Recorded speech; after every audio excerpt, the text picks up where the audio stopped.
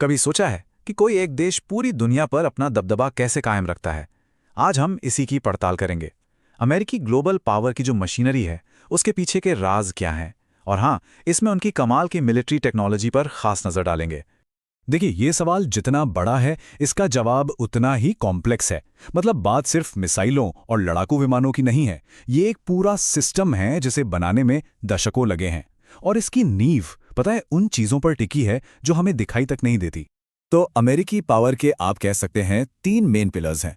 और हम शुरुआत करेंगे उन पिलर्स से जो दिखते तो नहीं, लेकिन शायद असर में सबसे ज्यादा ताकतवर हैं। अब जरा इस पर नजर डालिए। IMF, वर्ल्ड बैंक, ये जितने भी बड़े ग्लोबल फाइनेंशियल इंस्टीट्यूशंस हैं ना, इनमें अमेरिका के पास जबरदस्त वोटिंग पावर है। इसका सीधा सा मतलब ये हुआ कि वो चाहें तो किसी भी देश के लिए लोन लेना या इंटरनेशनल ट्रेड करना मतलब चुटकियों में मुश्किल बना सकते हैं। इसी को कहते हैं सॉफ्ट पावर। बिना एक भी गोली चलाए सिर्फ इकोनॉमिक प्रेशर से अपनी बात मनवा लेना। जरा सोचिए, हम और आप दिन भर क्या करते हैं? गूगल पर कुछ सर्च करते हैं, विंडोज़ या एंड्रॉयड फ़ोन चलाते हैं, सोशल मीडिया पर कनेक्ट होते हैं। ये सारी की सारी टेक्नोलॉजी अमेरिकी है। तो ये सिर्फ सहूलियत का मामला नहीं है, ये ग्लोबल दबदबे और डेटा कलेक्शन की एक बहुत बड़ी अनदेखी लेयर है। सोचकर देखिए, क्या होता होगा जब पूरी डिजिटल दुनिया का स्विच किसी एक देश के हाथ में हो। तो चलिए, पावर के इन अनदेखे तरीकों से अब उस पहलू पर आते हैं जो एकदम साफ साफ दिखता है, मिलिट्री हार्डवेयर। आप देखिए, किसी भी मॉडर्न लड़ाई में हमला करने से पहले सबसे पहला काम क्या होता है? दुश्मन को अंधा करना, उसकी आंखें बंद कर देना। और ठीक यहीं पर काम आती है रडार जैमिंग। समझिए, ये जंग का पहला कदम है। इसे समझने का सबसे आसान तरीका है, मान लीजिए किसी के फोन पर एक ही वक्त में सैकड़ों गलत नंबर से कॉल आने लगे। वो क्या करेगा? पूरी तरह कंफ्यूज हो जाएगा, राइट? बस यही होता है रडार ऑपरेटर के साथ। उसकी स्क्रीन पर सैकड़ों नकली प्लेन दिखने लगते हैं और इसी कंफ्यूजन का फायदा उठाकर ग्राउलर एक खास मिसाइल फायर करता है जो रडार के सिग्नल को ही फॉलो करती हुई सीधा उसे तबाह कर देती है। मतलब लड़ाई शुरू होने से पहले ही खेल खत्म, दुश्मन अंधा हो चुका है। और एक बार जब दुश्मन अंधा हो जाए, तब असली शिकारी मैदान में उतरते हैं। लिस्ट में पहला नाम है B-2 स्पिरिट का। इसे सचमुच का भूत कह सकते हैं। ये प्लेन इतना स्टेल्थी है कि इसे रडार से लगभग गायब रखने के लिए हर एक फ्लाइट से पहले इस पर दोबारा से खास पेंट किया जाता है। सोचिए। इसके बाद आता है B-1 लैंसर। ये एक तरह का शेप शिफ्टर है। इसके विंग्स देखिए कैसे अपना आकार बदल लेते हैं। जब इसे सुपरसोनिक स्पीड से उड़ना होता है तो ये पंखों को पीछे की तरफ खींच लेता है, और जब बम गिराने होते हैं तो उन्हें फैला देता है। स्पीड और तबाही का एक गजब का कॉम्बिनेशन है ये। और आखिरी में आइकॉनिक B-52। इसे द बफ के नाम से भी जाना जाता है। ये कोई छोटा मोटा बॉम्बर नहीं, ये एक उड़ता हुआ किला है। इसका काम प्रिसिजन यानी सटीकता नहीं है, इसका काम है रॉ अनफिल्टर्ड पावर दिखाना। ये कारपेट बॉम्बिंग करता है, मतलब पूरे के पूरे इलाके को नक्शे से ही मिटा सकता है। तो जब बॉम्बर्स अपना काम करके रास्ता साफ कर देते हैं, तब आते हैं फाइटर जेट्स आसमान पर कब्जा करने।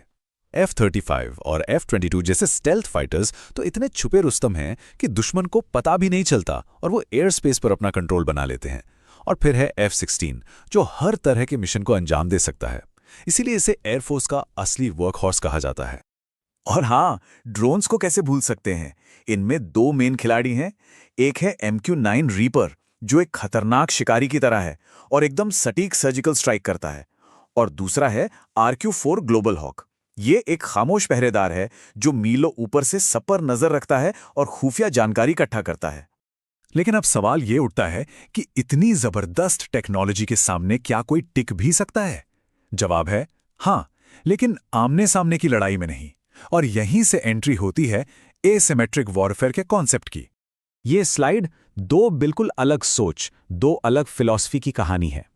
एक तरफ है अमेरिका का MQ-9 रीपर, एक हाईटेक महंगा स्नाइपर जैसा ड्रोन, और दूसरी तरफ ईरान का शहीद ड्रोन, एक सस्ता, सिंपल और वन टाइम यूज वाला सैनिक।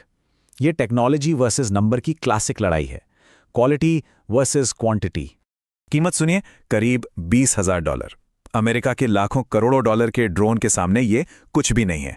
और इतनी कम कीमत का मतलब क्या है? मतलब ये कि इन्हें हजारों की तादाद में बनाकर मैदान में उतारा जा सकता है। तो सवाल यह है कि ये इतना सस्ता है क्यों? क्योंकि इसमें लगे पार्ट्स बहुत सिंपल हैं। एक मोटरसाइकिल जैसा इंजन, मार्केट में आसानी से मिलने वाला GPS, बस। इसकी सबसे बड़ी ताकत ही इसकी सिंप्लिसिटी है और इसी वजह से इसे बहुत बड़ी संख्या में बनाना आसान है। ये एक कामिकाजी ड्रोन है, मतलब ये एक तरफा मिशन पर जाता है, अपने टारगेट से टकराता है और खुद भी खत्म हो जाता है। तो ये सब हमें जंग के भविष्य की तरफ ले जाता है। ये लड़ाई अब दो अलग अलग मिलिट्री फिलॉसफी के बीच की है। एक तरफ है टेक्नोलॉजी की ताकत और दूसरी तरफ है कम लागत वाली चालाक स्ट्रेटेजी। ये कहावत अंधेरे का डर ही टॉर्च बेचता है, इस पूरी सिचुएशन पे एकदम फिट बैठती है। दुनिया में जो लड़ाई और असुरक्षा का माहौल है, वही दोनों तरफ हथियारों की इंडस्ट्री और नई नई टेक्नोलॉजी को बढ़ावा देता है। और आखिर में हम इस एक सवाल के साथ आज की बातचीत को खत्म करते हैं। आज की जंग में जीत किसकी होगी? बेहिसाब टेक्नोलॉजिकल पावर की या फिर चालाकी से भरी सस्ती और सिंपल टैक्टिक्स की? जैसे जैसे जंग का मैदान बदल रहा है, पावर की परिभाषा भी बदल रही है और ये एक ऐसा सवाल है जो आने वाले कई सालों तक दुनिया भर के एक्सपर्ट्स के दिमाग में घूमता रहेगा।